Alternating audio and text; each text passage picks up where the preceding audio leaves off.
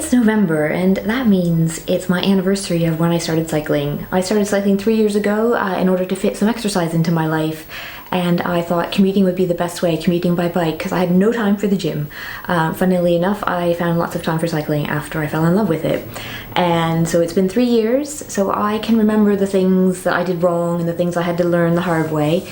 And I thought I would share that with you because although it's only been 3 years, I have cycled 25,000 kilometers during that time and learned a lot. So hopefully you can take advantage of what I've learned and get better and enjoy cycling more too. Tip number 1. Enjoy the ride, and you'll do this more if you relax. Don't use a death grip on your handlebars. Keep your hands relaxed, your elbows bent, absorb the bumps. Don't rigidly hold your bike, don't be stiff. The more you relax into the bumps and use your joints to absorb them, the more enjoyable the ride will be, especially if you happen to be somewhere where the roads are not very smooth. So yeah, just relax, enjoy the ride. Your bike can handle it, trust your bike. Tip number 2. Look where you want your bike to go, because where you look, where your bike will go, it will follow. So this applies especially to cornering, but also for going straight down a straight road.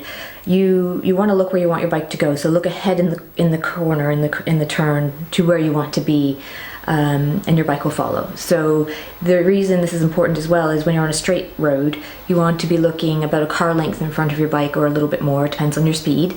This way you're aware of what's going on in front of you rather than staring. I used to stare at the road in front of my tire all the time, worried I was going to ride over something that was going to, cause me to have a flat tire.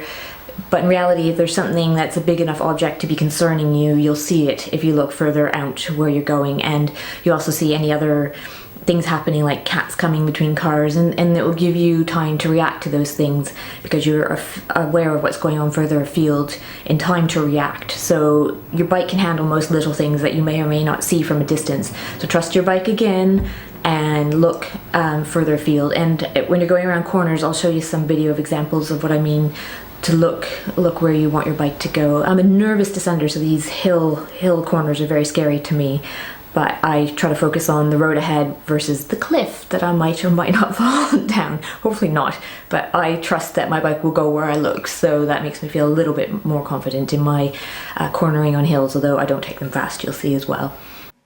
So I am purposely not looking over the edge where there's no barrier because it absolutely makes me feel woozy. I'm looking, as you can see, my head's turned, looking where I want to go. Again, turned, my head's turned, looking where I want to go. I'm also checking if there's any cars coming up the other way to see if I can use more of the road, which makes me happy if I have both lanes, both sides of the road to take the corner. So again, I'm turning, I'm looking where I want to go. It's pretty straightforward. Tip number 3, and I learned this one the hard way. Do not grab a fistful of brake. And what I mean by that is don't go and crank on your brakes. Both of them, especially the front one, full force with all your grip. I did it because I overreacted to a pothole I landed in, hit. And I probably would have been able to ride it out had I not jammed on my brakes. By jamming on the brakes, the bike came to a stop and I kept going.